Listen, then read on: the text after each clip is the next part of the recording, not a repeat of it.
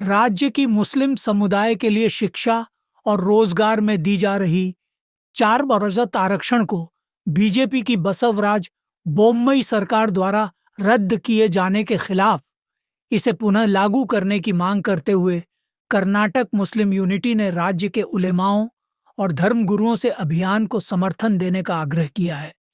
इस संदर्भ में जल्द ही राज्य के मुस्लिम उलेमाओं और धर्मगुरुओं की एक बैठक आयोजित की जाएगी। ऐसा कर्नाटक मुस्लिम यूनिटी के राज्य अध्यक्ष जब्बार कलबुर्गी ने कहा। वे आज कर्नाटक मुस्लिम यूनिटी के कोप्पल जिला इकाई द्वारा कोप्पल के मर्दान शाह वली दरगाह शादी महल में आयोजित एकता सम्मेलन में मुख्य अतिथि के रूप में शामिल होकर बोल रहे थे। उन्होंने आरोप लगाया कि चुनाव से पहले माननीय मुख्यमंत्री सिद्धारमैया ने मुस्लिम समुदाय से किए गए वादों को पूरा करने में पूरी तरह से असफल रहे हैं। सरकार को धोबी आरक्षण को पुनः स्थापित करने के लिए 1 महीने की समय सीमा दी गई है।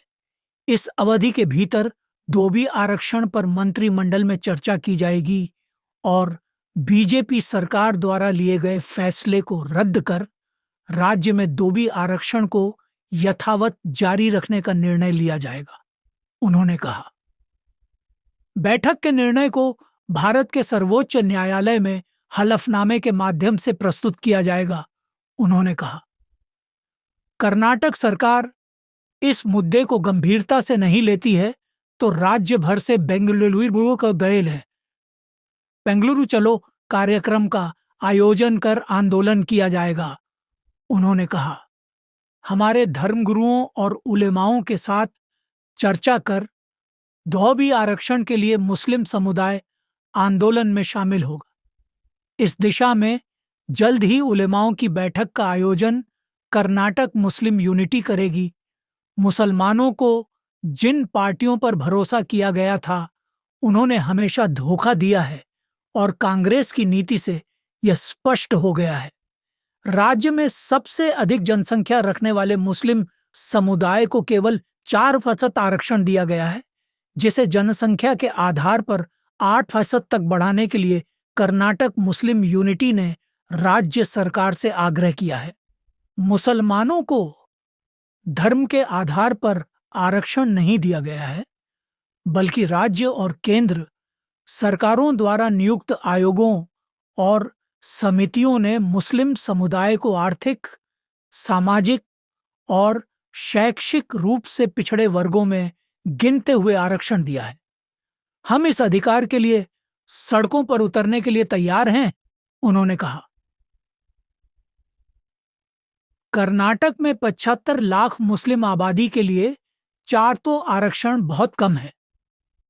इसे 8% तक बढ़ाने के साथ साथ नदाफ पिंजार समुदाय को आर्थिक रूप से सशक्त बनाने के लिए पिंजार निगम की स्थापना कर, समिति नियुक्त कर और अनुदान प्रदान करना चाहिए। उन्होंने मांग की। स्थानीय निकाय चुनावों में ओबीसी आरक्षण 12% है, जिसे सभी जातियों में समान रूप से बांटकर आंतरिक आरक्षण देने के लिए कानून में संशोधन लाया जाना चाहिए, उन्होंने सरकार को सलाह दी। कार्यक्रम की अध्यक्षता झीलानी किल्लेदार ने की। कोप्पल नगर पालिका के अध्यक्ष अमजद पटेल ने इसका उद्घाटन करते हुए संबोधित किया। अतिथियों में आसिफ अली शेख वकील, कित्तूर कर्नाटक के संचालक महबूब सरकावस, राज्य युवा इकाई के अध्यक्ष NM नूर अहमद, उपाध्यक्ष अप्पू नदाफ सहित कई नेता शामिल हुए।